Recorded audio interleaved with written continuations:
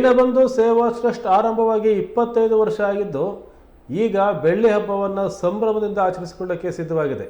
ಈ ಕಾರ್ಯಕ್ರಮ ಮಾರ್ಚ್ 31ರಂದು ಶಿವಮೊಗ್ಗದ ಕುವೆಂಪು ರಂಗಮಂದಿರದಲ್ಲಿ ನಡೆಯುತ್ತೆ.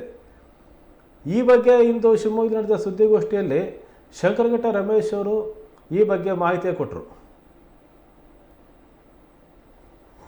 ಋಣವನ್ನು ತೀರಿಸಲು ಅದರಲ್ಲೂ ವಿಶೇಷವಾಗಿ ದೀನದಲಿತರ ಮತ್ತು ಸಮಾಜದ ಶೋಷಿತ ವರ್ಗದವರ ಸೇವೆಗಾಗಿ ಕಟಿಬದ್ಧರಾಗಿ ಶ್ರೀ ಕ್ಷೇತ್ರ ಧರ್ಮಸ್ಥಳಕ್ಕೆ ಶಂಕರಘಟ್ಟದಿಂದ ಪಾದಯಾತ್ರೆ ಮೂಲಕ ತೆರಳಿ ಧರ್ಮಾಧಿಕಾರಿಗಳಾದ ಶ್ರೀ ಡಾಕ್ಟರ್ ವೀರೇಂದ್ರ ಹೆಗಡೆಯವರ ಆಶೀರ್ವಾದದೊಂದಿಗೆ ದಿನಾಂಕ 2/10/1999ರಂದು ರಾಷ್ಟ್ರಪಿತ ಮಹಾತ್ಮ ಗಾಂಧೀಜಿಯವರ ಜನ್ಮದಿನದಂದು ದೀನಬಂಧು ಸೇವಾ ಟ್ರಸ್ಟನ್ನು ಸ್ಥಾಪಿಸಲಾಯಿತು.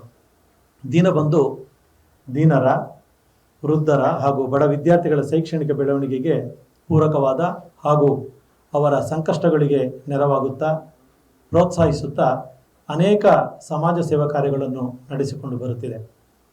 ನನ್ನ ಅಧ್ಯಕ್ಷತೆಯಲ್ಲಿ ಸ್ನೇಹಿತರೊಡಗೂಡಿ ರಚನಾತ್ಮಕ ಕಾರ್ಯಗಳನ್ನು ನಡೆಸುವ ಉದ್ದೇಶದ ಹಿನ್ನೆಲೆಯಲ್ಲಿ ಈ ದೀನಬಂಧು ಸೇವಾ ಟ್ರಸ್ಟನ್ನು ಸ್ಥಾಪಿಸಲಾಗಿತ್ತು. ಈಗ ನಮ್ಮ ಟ್ರಸ್ಟ್ಗೆ 25 ವರ್ಷಗಳು ತುಂಬಿದೆ ಅಂತ ತಿಳಿಸೋದಕ್ಕೆ ನಮಗೆ ಸಂತೋಷ ಆಗ್ತದೆ. ಬೆಳ್ಳಿ ಹಬ್ಬದ ಅಂಗವಾಗಿ ಇದೇ ಮಾರ್ಚ್ 31ರ ಮಂಗಳವಾರದಂದು ಸಂಜೆ 4 ಗಂಟೆಗೆ ಶಿವಮೊಗ್ಗದ ಕುವೆಂಪು ರಂಗಮಂದಿರದಲ್ಲಿ ಅನೇಕ ಕಾರ್ಯಕ್ರಮಗಳನ್ನು ಹಮ್ಮಿಕೊಂಡಿದ್ದೇವೆ.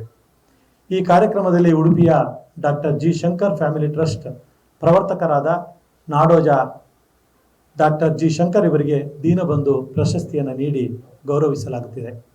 ಈ ಪ್ರಶಸ್ತಿ ರು 1 ಲಕ್ಷ ರೂಪಾಯಿ ಮತ್ತು ಪ್ರಶಸ್ತಿ ಪತ್ರಗಳನ್ನು ಒಳಗೊಂಡಿರುತ್ತದೆ. ರಾಜ್ಯದಲ್ಲಿ ಸಮಾಜ ಸೇವೆಯಲ್ಲಿ ತೊಡಗಿರುವ ಸಮಾಜ ಸೇವಕರೊಬ್ಬರನ್ನು ಆಯ್ಕೆ ಮಾಡುವ ಸಲುವಾಗಿ ತುಮಕೂರು ವಿಶ್ವವಿದ್ಯಾನಿಲಯದ ಕುಲಪತಿಗಳಾದಂಥ ಪ್ರೊಫೆಸರ್ ವೆಂಕಟೇಶ್ವರಲು ಇವರ ಅಧ್ಯಕ್ಷತೆಯಲ್ಲಿ ಸಮಿತಿಯೊಂದನ್ನು ರಚಿಸಲಾಗಿತ್ತು.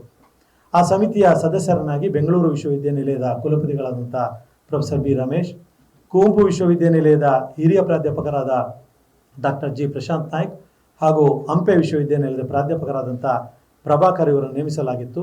ಆ ಸಮಿತಿಯ ಶಿಫಾರಸಿನ ಮೇರೆಗೆ ಡಾಕ್ಟರ್ ಜಿ ಶಂಕರ್ ಇವರಿಗೆ ಪ್ರಶಸ್ತಿಯನ್ನು ನೀಡಿ ಗೌರವಿಸಲಾಗ್ತಿದೆ. ಇವರ ಸಂಕ್ಷಿಪ್ತ ಪರಿಚಯವನ್ನು ಈಗಾಗಲೇ ತಮಗೆ ಕೊಟ್ಟಿರ್ತಕ್ಕಂಥ ಆಹ್ವಾನ ಪತ್ರಿಕೆಯಲ್ಲಿ ಅವರ ಸಂಕ್ಷಿಪ್ತ ಪರಿಚಯವನ್ನು ಕೊಟ್ಟಿರೋದು ಮತ್ತೆ ನಾನು ಪುನರ್ ಉಲ್ಲೇಖ ಮಾಡೋದಕ್ಕೆ ಹೋಗೋದಿಲ್ಲ.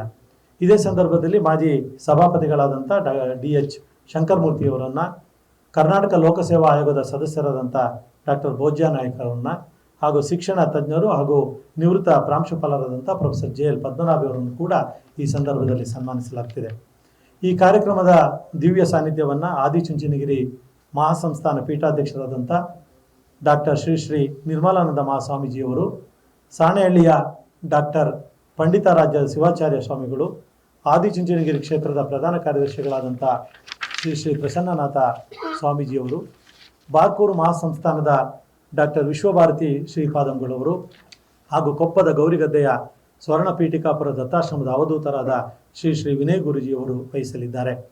ಕಾರ್ಯಕ್ರಮದ ಉದ್ಘಾಟನೆಯನ್ನು ಶಾಲಾ ಶಿಕ್ಷಣ ಹಾಗೂ ಸಾಕ್ಷರತಾ ಇಲಾಖಾ ಸಚಿವರಾದಂಥ ಸನ್ಮಾನ್ಯ ಶ್ರೀ ಮಧು ಬಂಗಾರಪ್ಪನವರು ನೆರವೇರಿಸಲಿದ್ದಾರೆ. ಕಾರ್ಯಕ್ರಮದಲ್ಲಿ ಲೋಕಸಭಾ ಸದಸ್ಯರಾದಂಥ BY ರಾಘವೇಂದ್ರವರು, ಶಾಸಕರ ಗುರುಗಳಾದಂಥ ಸನ್ಮಾನ್ಯ ಶ್ರೀ BK ಸಂಗಮೇಶ್ರವರು, ಶ್ರೀ ಗೋಪಾಲಕೃಷ್ಣ ಬೇಳೂರವರು, SN ಚನ್ನಬಸಪ್ಪನವರು, ಹಾಗೆ ವಿಧಾನ ಪರಿಷತ್ ಶಾಸಕರುಗಳಾದಂಥ ಡಾಕ್ಟರ್ ಮಂಜುನಾಥ್ ಭಂಡಾರಿಯವರು, ಬಲ್ಕೀಶ್ ಬಾನ್ರವರು, ಡಾಕ್ಟರ್ ಧನಂಜಯ ಸರ್ಜಿಯವರು, DS ಅರುಣ್ ಅವರು, ಹಾಗೆ ಮಾಜಿ ಲೋಕಸಭಾ ಸದಸ್ಯರಾದಂಥ ಆಯನೂರು ಮಂಜುನಾಥ್ರವರು, ಹಾಗೂ ಜ್ಞಾನ ಸರೋವರದ ಮೈಸೂರಿನ ಅಧ್ಯಕ್ಷರಾದಂಥ ಸುಧಾಕರ್ ಶೆಟ್ಟಿಯವರು, ಹಾಗೆ ಗ್ಯಾರಂಟಿ ಅನುಷ್ಠಾನ ಸಮಿತಿಯ ಅಧ್ಯಕ್ಷರಾದ CS ಚಂದ್ರಗೋಪಾಲ್ ಅವರು, ಹಾಗೂ ಮಾಜಿ ವಿಧಾನ ಪರಿಷತ್ ಸದಸ್ಯರಾದಂಥ ರುದ್ರೇಗೌಡರು,